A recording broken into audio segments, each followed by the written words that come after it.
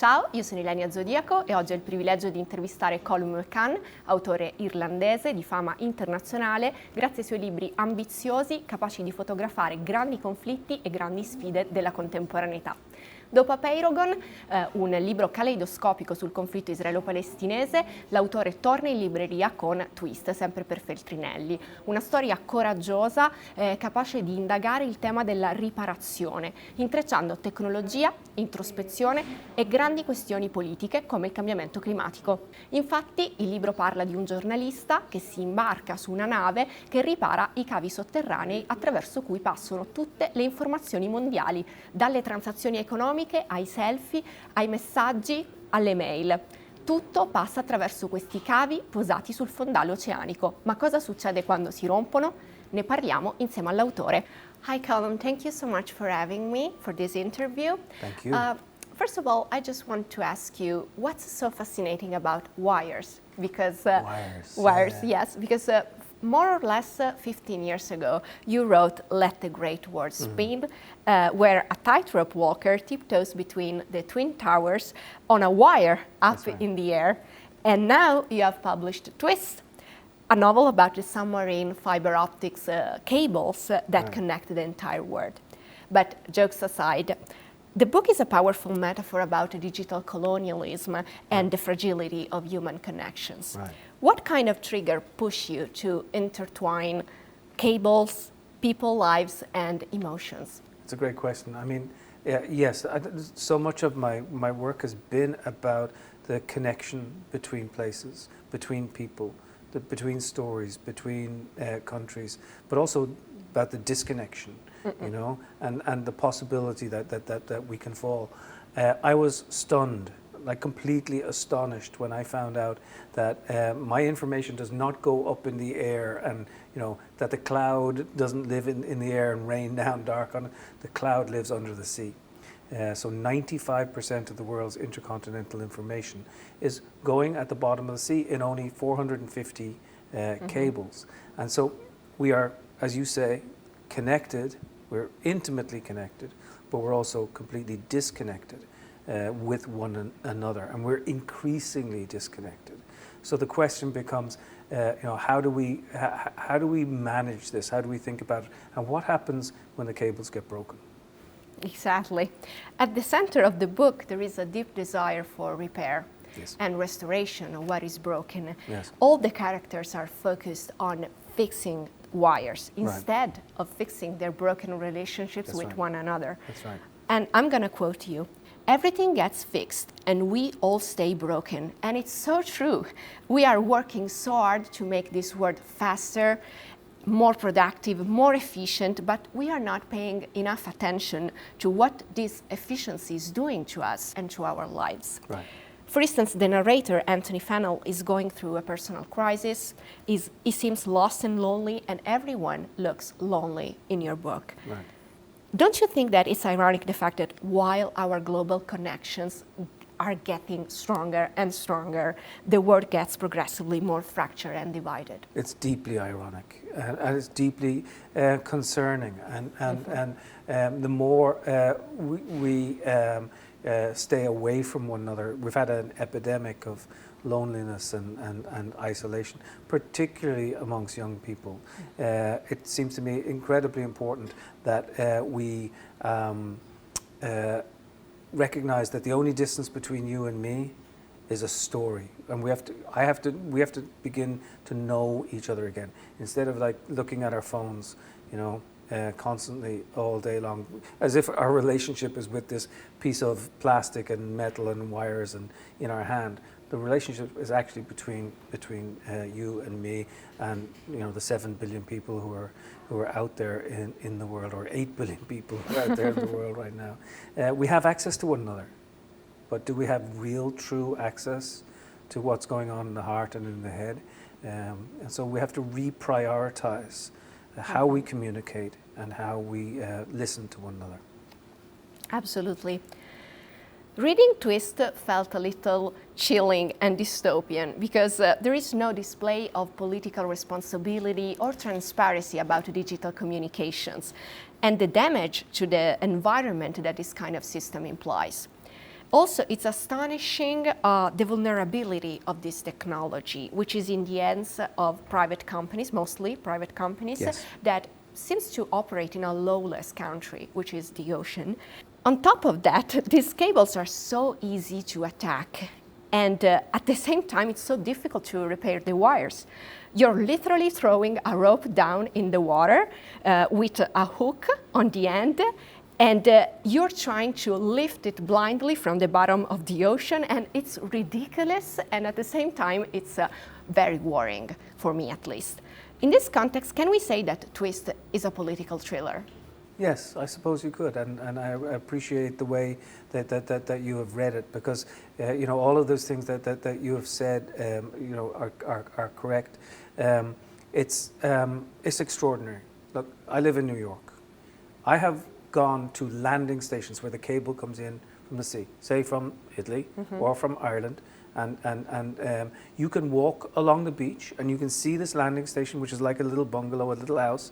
You'll know it because it might have a chain link fence around it, and it'll have a generator to the side. But you can easily get in, and you can easily actually access the manhole covers. There's no security, right? No security.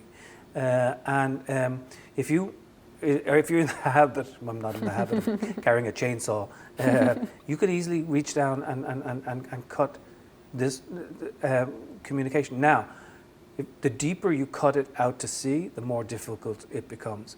But these wires, they're really incredible because they're no bigger. The stuff that will carry this information right now was no bigger than an eyelash. So the light that's shooting through, carrying all our information, is in these tiny fiber optic cables that are covered in plastic, covered in copper, and that's the size. The true size of the cable is the size of a garden hose. Believe it or not. Isn't that extraordinary? It is. And you can take down the world's internet. The fact that we're not like as concerned as we should be is extraordinary to me. But military officials are beginning to pay a lot more attention to it right now. Well, in the novel, you created a strong connection between the old routes of colonial ships and the cable repair ships. They seem to follow the same trajectories along the west coast of Africa. Moreover, digital colonialism in Twist is interlaced with the climate change issues. Can you describe your research method and how did you work on the balance between your imagination and the information you collected along the way? Yeah, well, it was fascinating to me to think that you know, so much information is traveling at the bottom of the sea. But guess what? These cables have been around for 170 years. Now, of course, they're old cables. They're telegraph cables that went, you know, and went at the bottom of the sea. So they still follow many of the same areas. But now it's all about being faster, quicker, and smaller. And it's really extraordinary to think that so much of our lives are tied up in the bottom of the sea. People think that, you know, you're going to shoot it off in the satellite and everything is up there. It's sort of heavenly somehow. It's not heavenly at all. We're going to places, our voices are running at the bottom of the ocean in places that where we have never been. In a way it's beautiful, and in a way it's also terrifying. So what happens when the Earth tries to fight back? I mean, we have climate change. So in this particular novel, the Congo River floods, and instead of going up the Congo River as say happened in The Heart of Darkness, Joseph Conrad, the Congo River comes down and gets its revenge, and it takes out the cable, and it's a very difficult thing to fix a cable because, yes, close to shore you send a diver, 2 kilometers in you can still send a robot, but most of the cables are 4, 5, 6 kilometers down. The only way is the old way. And as you said, you throw out that rope and then you pick it up and then you splice it back together again. And so in many ways you have a new story and an old story going all at once. But digital colonialism is a very important thing for us to understand. These cables are not owned by the government. They're owned by a very small number of companies, Meta, Google, Microsoft, etc. Not only do they own the physical cables, but they own all the information that is going through the cables. Now we need to be concerned about that. We need to think about that because are we going to surrender our whole lives, our whole imaginations, our whole hearts, our whole economies to these, half a dozen, maybe a dozen big companies that become like, more powerful than the original colonizers in different parts of the world? There's no alarm bells going off right now, but there should be alarm bells going off. Yeah, because data and cables, they got everything. They know everything about you. They know everywhere I have been today, right? And it's traveling at the bottom of the sea. They probably know what I paid for, how I got on a train, and what I had for lunch. It's really incredible. Actually, it's worse than a dystopian novel. That the old dystopian novel. It's even worse. Okay. You're correct. Yeah. I think that Twist is a story about primordial needs and human emotions, like the fear of isolation. I heard also echoes of many classics, Moby Dick, of course, Heart of Darkness, but also The Great Gatsby, which is my favorite book. Yeah, me too.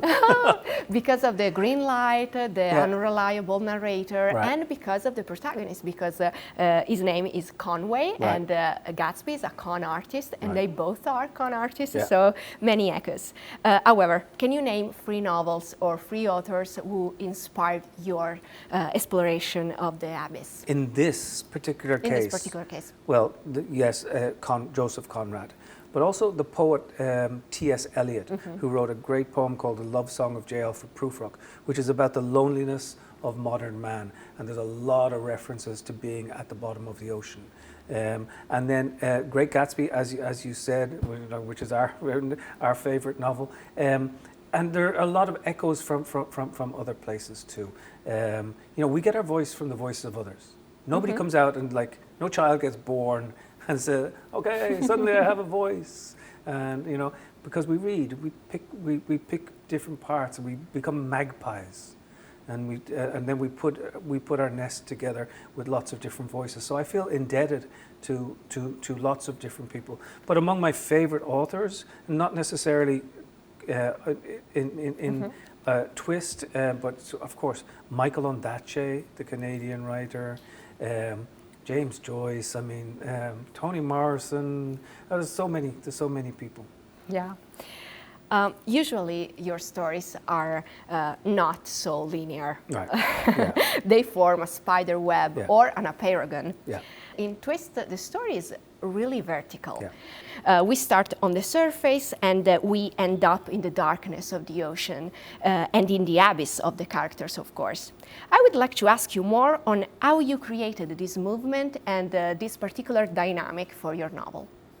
Believe it or not, I'm glad that you say this, because that was actually more difficult for me, to keep the narrator limited, for him to not know certain things, to not be aware of himself, to not reveal the information at the end, a supposedly simple, chronological, story, but in the end, it's not simple because mystery joins us together. And to me, the idea of mystery is one of the most powerful things. Also, I like my readers. I do. I really like my readers. And they may be a little upset at me because I don't tell them what happened really with Conway or who he was, but that's because they're smarter than I am. And they can make up these things. Because where do we get freedom? Freedom is in here. Right? Where all this world that wants to own us in many ways, freedom begins between the ears, in our own brains. And if you can inspire a reader so that he, she, they somehow are able to come up with their own story, and there's something really beautiful about that. So it's apparently simple, this book, but it's also suggestively difficult. Agreed.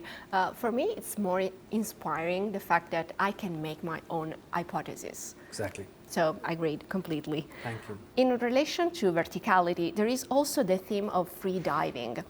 Among the many mysteries that surround John Conway, there is his longing for obliteration, the desire for silence in a world full of noise, and his need for a deep and authentic connection with nature and the universe. A connection that seems lost and impossible on the surface, out of the water. How did you work on this dualism, on these two elements? Well, first of all, I never dove. I tried diving. I'm the world's worst diver. But I love it as a metaphor. Yes. So I tried in South Africa and I tried in the United States to learn how to dive.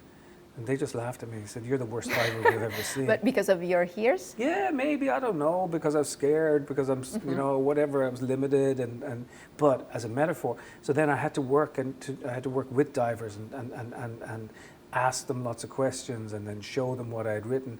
And they said, "Well, this is perfect. How do you know all this and you never dive?" But that's because I like to listen to people, right? And so part of it, part of the whole research was, going in and trying to capture what is true. Did I go out on a boat? Yes, I went a little bit out on a boat, and but in the end, it becomes about imagination and about the world. I like research because I suppose I like the world, and I like people, and I love chatting with people. I'm not one of those lonely writers in shirt sleeves hanging out of the windows.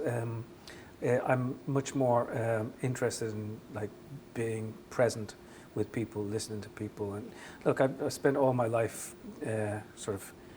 getting to hear people's stories. Stories for me are the great democracy. Well, it worked because reading your book, I thought you were a free diver. No. Well, and I'm very much not the narrator. Of course. Yeah, I'm a very different person to the narrator. So. I'm going to quote you again. "Just because the truth is ignored doesn't mean it isn't true." Right. This quote from Twist explains how much the overflow of information nowadays makes journalists and writers' jobs more and more difficult. Right. How living in a post-truth world changes the way you build your stories as a writer? Yeah, I think it's been a question that's been on our minds for quite a while. Certainly the last 20 years. What is a fact? What is the truth? Who owns the truth? Facts can be mercenary things. They can be used as conveniences. We see governments use facts, quote unquote, and they ship them off to where they want to go. But the true fact of human experience, the real fact, is the things that are absolutely not facts. Love, pride, pity, sacrifice, compassion, violence, all these different things that you cannot put a fact around. It's very difficult to put a fact around the idea of love. That's, say, where the most important thing comes in the literary experience. We try to get in, excavate, go down to the level of the human soul, the human heart, and maybe we find some answers there. Maybe we find some respite there. Maybe we find some hope there, because we're living in tough times, post-truth times, maybe, but we really got to get back to one another and start caring. That sounds naive, right? Sometimes it's like, oh yes, it's all, but it's true. It's true. It's really true. Look, I grew up in Ireland. We used to blow each other up. We had what amounted to a civil war. It took a lot of brave people to say, no, we need to listen to one another. We need to talk to one another. We need to recognize, yes, that we're different, but also that we're very much the same. We want the same things.